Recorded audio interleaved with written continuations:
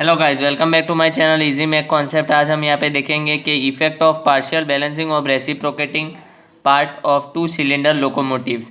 सो इसमें basically 3 formula use होते हैं और क्वेश्चन में भी 2 या 3 आपको इसमें से पूछ सकते हैं। एक होता है variation of tractive force. Variation of tractive force का फॉर्मूला आता है प्लस और minus square root of 2 1 minus C M omega square R. फिर स्वेइंग कपल का फॉर्मूला होता है प्लस और minus A by root 2 1 minus C M omega square are.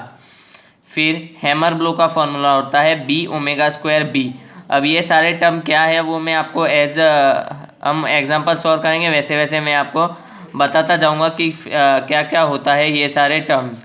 जैसे कि सी क्या होता है, आर क्या होता है, स्मॉल एम क्या होता है, बी क्या होता है, ऐसे मैं समझाते जाऊंगा। सो लेट्स स्टार्ट द न्यूमेरिकल। ये फॉर्मूला आप एक बार ऐसा हो तो स्क्रीनशॉट ले लीजिए ताकि आपको फ्यूचर में कभी भी रिवाइज करना हो तो आप कर सकते हैं। So let's start the numerical.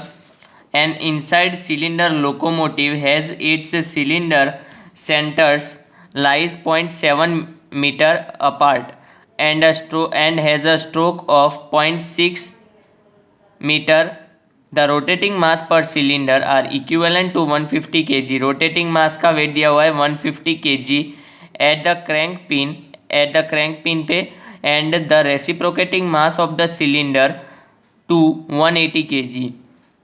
सो एक का मास दिया है व्हील का मास दिया हुआ है, मास पर सिलेंडर, रोटेटिंग मास पर सिलेंडर दिया हुआ है 150 kg और रेसिप्रोकेटिंग मास दिया हुआ है 180 kg. The wheel centre lines are 1.5 metre apart. दोनों के बीच में जो डिस्टेंस है सिलेंडर लाइन्स के वो दिया हुआ है 1.5 metre. The cranks are at a right angle. मतलब दोनों क्रैंक क्या वो है 90 डिग्री पे है, यानी एक 0 डिग्री पे होगा और दूसरा 90 डिग्री पे होगा. The whole of the rotating and 2/3 of reciprocating mass. मतलब रोटेटिंग मास पूरी रोटेट हो रही है और 2/3 of reciprocating mass are to be balanced by masses and direction of balancing masses. So find the fluctuation in rail pressure under one wheel, variation of tractive force and the magnitude of swaying couple at a crank speed of 300 RPM. मतलब n दिया हुआ है, number of rotation दिया हुआ है 300 RPM और बोला है क्या क्या फाइंड करने को बोला है हमें, फ्लक्चुएशन इन रेल प्रेशर. मतलब फ्लक्चुएशन इन रेल प्रेशर क्या होता है, हैमर ब्लो. हैमर ब्लो जिसे हम बोलते हैं, जिसका हमने फॉर्मूला देखा था वही पूछा है यहाँ पे, पर यहाँ पे दूसरे लैंग्वेज से पूछा है इन्होंने कि find the fluctuation in rail pressure. इसका मतलब हमें फ्रेंड्स क्या फाइंड करना है, हैमर ब्लो ही फाइंड करना है. फिर पूछा है variation of tractive force and the magnitude of swaying couple. जो तीनों हमने फॉर्मूला देखे थे वो तीनों बेसिकली हमें फाइंड करना है eight a crank speed of 300 RPM. सो हम स्टार्ट करते हैं. पहले हम लिखेंगे गिवन डेटा क्या क्या दिया हुआ है. ए इज इक्वल्स टू 0.7 मीटर, दोनों के बीच का डिस्टेंस दिया हुआ था हमें 0.7 metre. L B is equals to L C is equals to 0.6 metre. मतलब क्या हुआ, R B is equals to R C is equals to length का हाफ रेडियस होगा तो 0.3 मीटर. एम वन दिया हुआ है हमें 150 kg, एम टू दिया हुआ है 180 kg और सी क्या दिया, मतलब वो जो दिया था कि रेसिप्रोकेटिंग मास जो है वो 2/3 है तो सी इज इक्वल्स टू 2/3 लेंगे. फिर R A is equals to R D is equals to 0.6 metre और यहाँ पे दिया हुआ है कि N is equals to 300 RPM. Last में दिया हुआ है क्वेश्चन कि N is equals to 300 RPM. मतलब क्या, जब भी एन दिया हो बेसिकली तो हम क्या फाइंड कर लेते हैं, ओमेगा. तो क्या होगा, omega is equals to 2πn/60. 2 into pi into 300, N की वैल्यू है 300 डिवाइड बाई 60 तो हमें मिलेगा 31.42 रेडियन पर सेकेंड. फिर आएगा equivalent mass of rotating parts to be balanced per cylinder of crank. M is equals to M B is equals to M C. M B और M C किसके equal होगा कि is equals to M1. M1 मतलब जो rotating मास है वो तो पूरे का पूरा ही रहेगा plus C into M2. C into M2 मतलब क्या, उन्होंने दिया है कि रेसिप्रोकेटिंग मास का जो मास है वो है 180 kg बट C मतलब कितना उसका यूज़ हो रहा है तो 2/3 ही उसका यूज़ हो रहा है. सो 150 plus 2/3 of 180 would be 270 kgs. मतलब ये 3 और इससे कट हो जाएगा, मतलब 60 इंटू 2 120 तो 150 प्लस 120 वुड बी 270 kg. फिर है magnitude direction of balancing mass, so let M A is and M D is equal to magnitude of balancing mass और theta A and theta D is equals to angular position of M A and M D. फिर next आता है, next हम जैसे कि table बनाते हैं वैसे ही टेबल यहाँ पे बन जाएगा। क्या क्या बनेगा कि plane, mass, radius, centrifugal force, distance from reference plane और कपल। तो डिस्टेंस प्लेन क्या है, A B C D plane है। यहाँ पे हम ए को क्या करेंगे, ए को as a reference plane consider करेंगे। तो हमें यहाँ पे बी और सी का मास दिया हुआ है 270 kg 270 kg, तो 270 रख देंगे। और मास ए का मास पता नहीं है तो एम ए, और डी का मास पता नहीं है तो एम डी। फिर यहाँ पे रेडियस दिया हुआ है जैसे कि क्वेश्चन में, वैसे हम लिख देंगे आर ए और आर डी क्या था 0.6 और आर बी और आर सी था 0.3। सो वैसे ही रख देंगे। फिर सेंट्रीफ्यूगल फोर्स क्या होता है फ्रेंड्स, एम इंटू आर।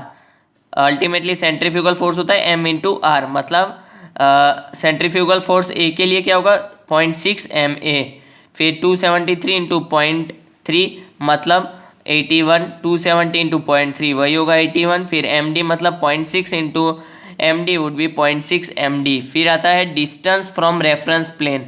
अब हमने रेफरेंस प्लेन यहाँ पे ए कंसीडर किया है, जैसे कि यहाँ पे आप देख सकते हैं ए को हमने रेफरेंस प्लेन कंसीडर किया है, तो उसके रिस्पेक्ट में हम सबका डिस्टेंस लेंगे। तो ए से ए का डिस्टेंस वुड बी 0, ए से बी का डिस्टेंस 0.4, ए से सी का डिस्टेंस होगा 1.1 और ए से डी का डिस्टेंस होगा 1.5। फिर हम बनाएंगे कपल में क्या होगा, centrifugal force into distance from R P. So ये समथिंग इंटू 0 वुड बी 0। फिर 81 into 0.4 would be 32.4, 81 into 1.1 would be 89.1 और 0.6 MD into 1.5 would be 0.9 MD। So I hope आपको ये यहाँ पे टेबल तक कोई प्रॉब्लम नहीं होगा। फिर क्या करेंगे, हम फिगर बनाएंगे। जैसे जैसे क्वेश्चन में डेटा अवेलेबल है उस तरीके से हम फिगर बनाते जाएंगे। तो सबसे पहले हम बनाएंगे फिगर पोजीशन ऑफ, किसका बनाएंगे फिगर, पोजीशन ऑफ प्लेन्स। तो पोजीशन ऑफ प्लेन्स क्या होता है, मतलब जैसे कि डिस्टेंस जैसा जैसा दिया हुआ है वैसा हम कर देंगे। तो पहले ये है व्हील, सिलेंडर व्हील। सो व्हील और व्हील के बीच में डिस्टेंस दिया था 1.5 मीटर, व्हील और सिलेंडर के बीच में दिया था 0.4 मीटर। तो सिलेंडर और व्हील के बीच में 0.4, सिलेंडर और व्हील के बीच में 0.4। सो सिलेंडर और सिलेंडर का डिस्टेंस दिया था 0.7 मीटर। सो ये तीनों का आप टोटल करेंगे तो भी आपको 1.5 मीटर मिल जाएगा। आपको अगर क्रॉस वेरीफाई करना है कि आपने फिगर सही बनाया कि नहीं, तो आप इन तीनों को एडिशन कर सकते हैं। जैसे कि 0.4 प्लस 0.7 1.1 और 0.4 वुड बी 1.5 मीटर। तो टोटल आगे आपको ये वैल्यू मिल गई 1.5 मीटर, मतलब आपका फिगर बिल्कुल सही है। फिर क्या करेंगे हम यहाँ पे, ये तो था पोजीशन ऑफ प्लेन्स। फिर हम angular wise position of planes रखेंगे। सो हमें क्या दिया था कि बी और सी के बीच में 90 डिग्री का एंगल है, 90 डिग्री का।